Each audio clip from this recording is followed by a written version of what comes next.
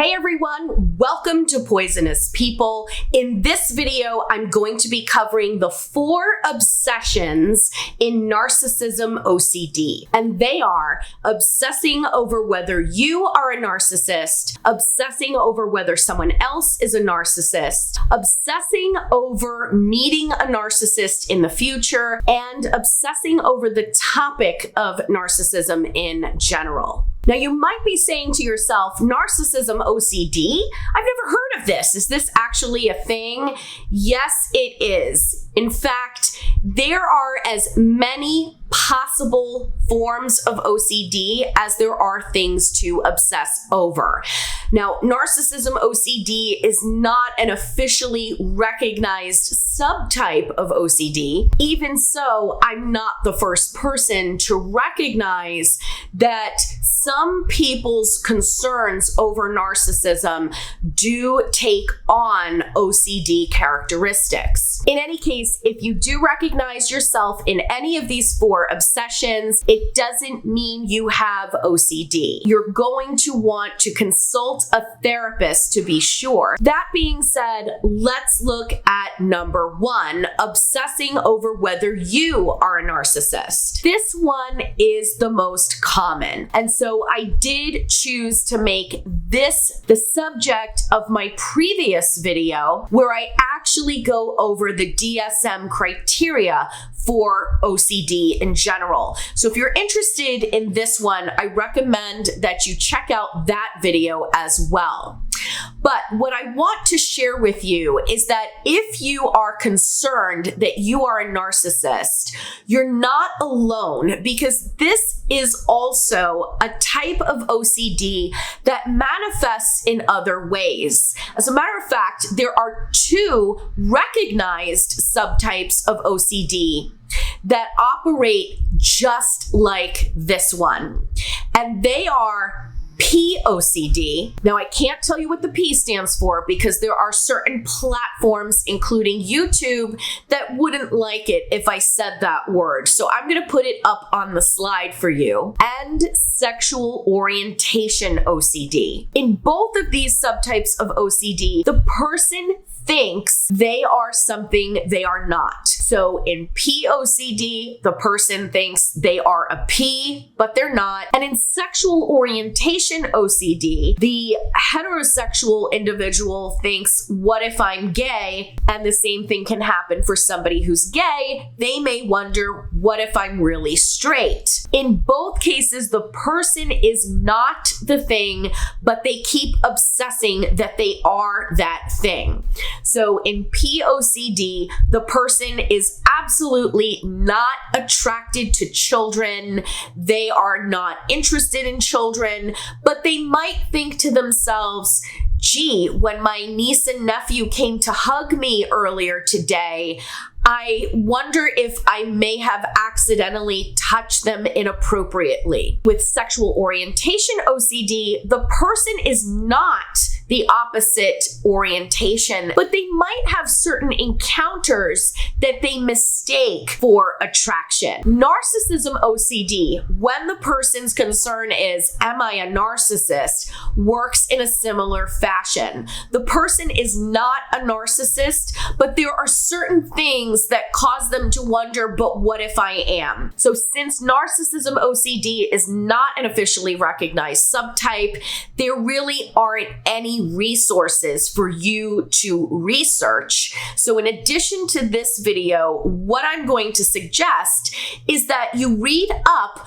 on POCD and sexual orientation OCD, and you can see how similar they are. In fact, you can substitute the word narcissism for P, or the sexual orientation, and it might help you understand that you're actually in good company, that there are plenty of other people who have similar concerns, only instead of fearing that they're a narcissist, they think there's something else. Similar to the type 1 obsession in Narcissism OCD is the type 2 obsession, and that is Obsessing over whether someone you know is a narcissist. For this type of narcissism OCD, I'm going to revert back to everything I said regarding type 1.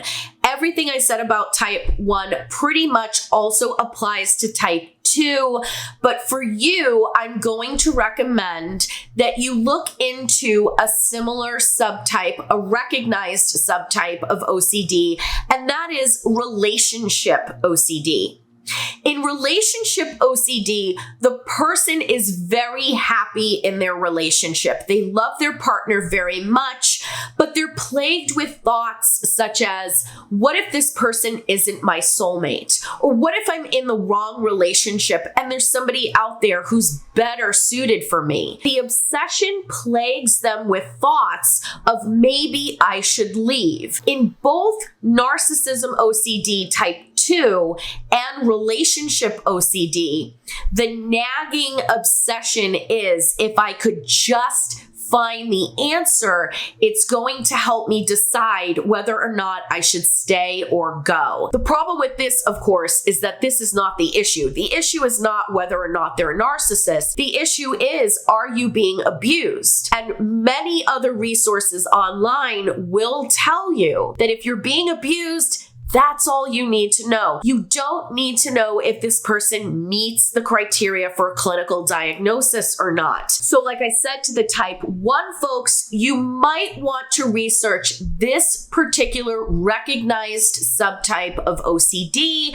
and maybe substitute the word narcissism for the word soulmate and see if reading the literature about that subtype will help you understand this particular obsession in narcissism OCD. Now, as I said, types 1 and 2 are very similar in that it's pretty much the same obsession. It's just directed at either the self or somebody else.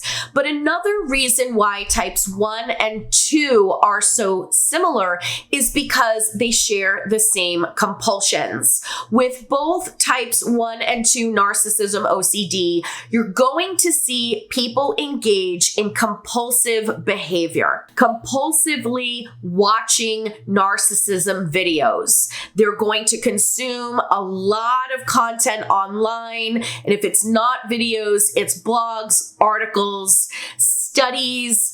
They're going to spend a lot of time in Facebook groups. You're also going to see a lot of asking other people's opinions. What do you think? Do you think I'm a narcissist? Do they think I'm a narcissist? It also is going to qualify as a compulsion if it's taking up more than 1 hour of your time every day. So if you're obsessing about these things and compulsively researching the topic for more than 1 hour a day, this could qualify as OCD. And I would venture to say that many people out there are researching the answers to these questions well over 1 hour a day. In the same way, types 3 and 4 narcissism OCD are similar in their compulsions as well. But instead of compulsively researching the topic of narcissism, what you'll see in types 3 and 4 is that they tend to manage their obsessions through avoidance.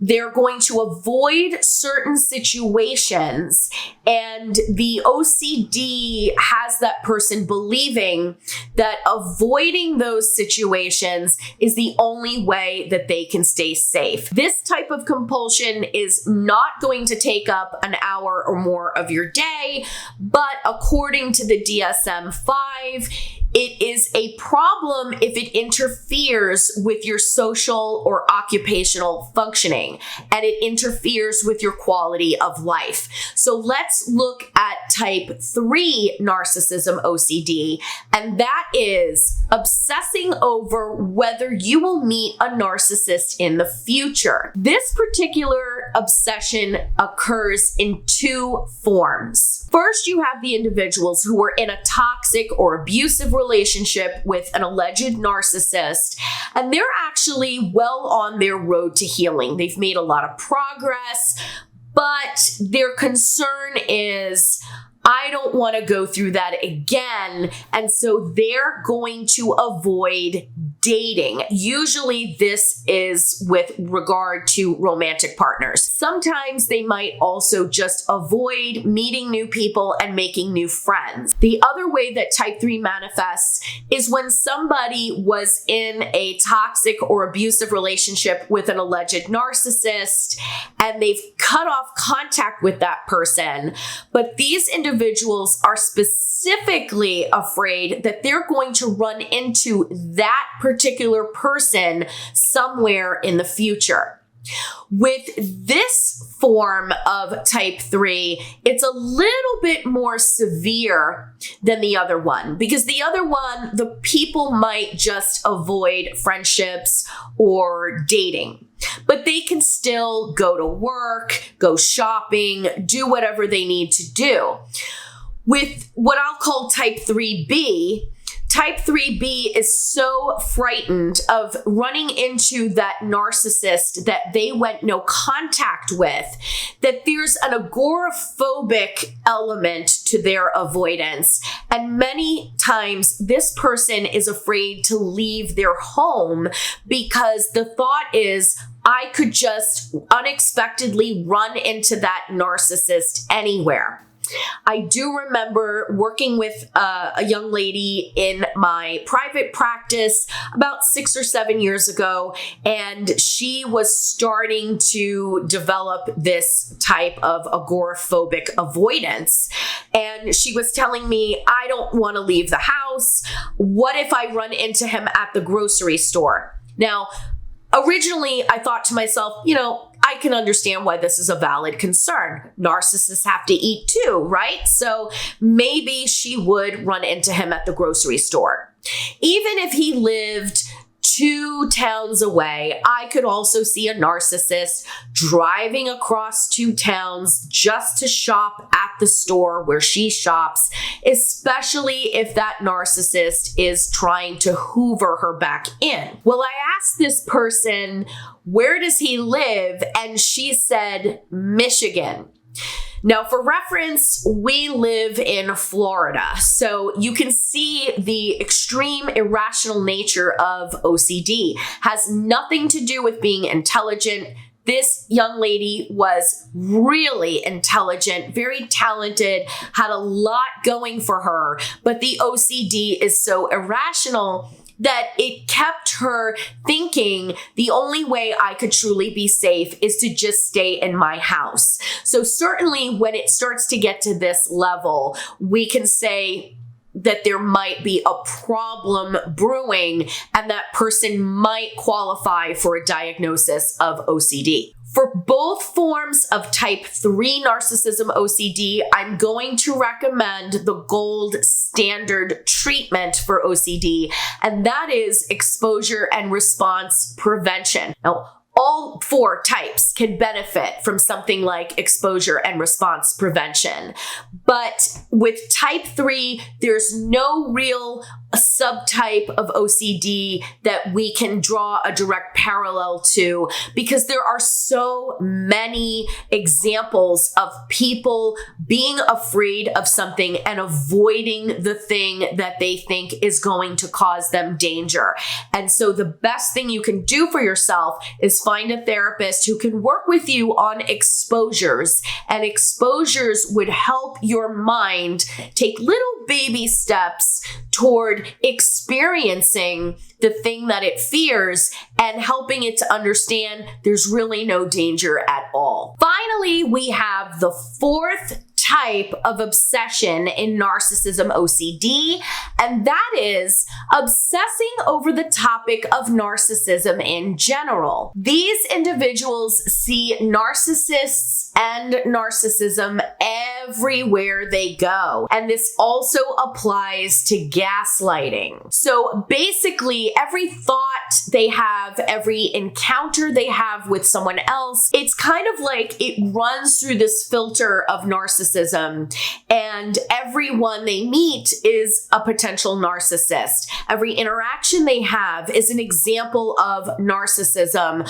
or every interaction they have is an example example of gaslighting. Personally, I would say that this is the most severe type of obsession in narcissism OCD, because at least with the other three types, the obsession is surrounding some pet issue. Am I a narcissist? Are they a narcissist? Will I run into them in the future? With this one, there's almost no escape from the obsessive thoughts. It's narcissism everywhere, all the time. When somebody is so concerned that everyone is a narcissist or everybody's trying to gaslight them, there's an element of paranoia to this. And so the OCD lies to that person, and just with other forms of avoidant type compulsions, the mind becomes convinced that the only way I can be safe is to avoid interactions where I'm going to be exposed to these situations. So people with type 4 narcissism OCD tend to isolate themselves in these little close-knit narcissism awareness communities. And this is how they feel safe. They figure, if I just surround myself with other people who think like me and see the world like me, then chances are those people are not narcissists. They understand me. I'm not going to have any of these encounters with other people that are trying to convince me that I'm wrong. And this can become very cult-like very quickly. Now, that might sound like a strong word to you. I'm not saying that the narcissism awareness community that you're involved in is a cult, but what I am saying is that it's very easy for people to burrow so deeply in groups where everyone is the same that they're cutting themselves off from other viewpoints and other sources of information. And then what happens is that the obsessions become even more solidified. This is where your insight gets worse and worse and worse. And the worst type of insight is delusional, where the person really does believe that the obsessions are true. So if you find yourself starting to get sucked into this type of narcissism OCD, what I would recommend for you is that you start to research cults. Again, you're not in a cult. There are definitely some characteristics that have to be met in order for something to actually be considered a cult. But just like I said with type 1 and type 2, we're looking at a parallel. So since there's nothing really out there on the internet right now to help people specifically with narcissism OCD, or what at least I'm calling narcissism OCD, the best we can do is start to draw parallels to things that are similar. And the great thing about this is that the mind, the emotional fight or flight mind, really responds to things that are similar. So researching the behavior of cults and how people get sucked into cults might help your OCD mind see the connection between what happens in those situations and what could possibly be happening with you. So that's an overview of the 4 obsessions in what I'm calling narcissism OCD. But this is not the last video that I plan to make on this topic. So if you found this video helpful, be sure to subscribe to this channel for updates of when new videos are added to the series. I hope this has been helpful to you. I'm Jen Guerriero, and this is Poisonous People. Thanks for watching.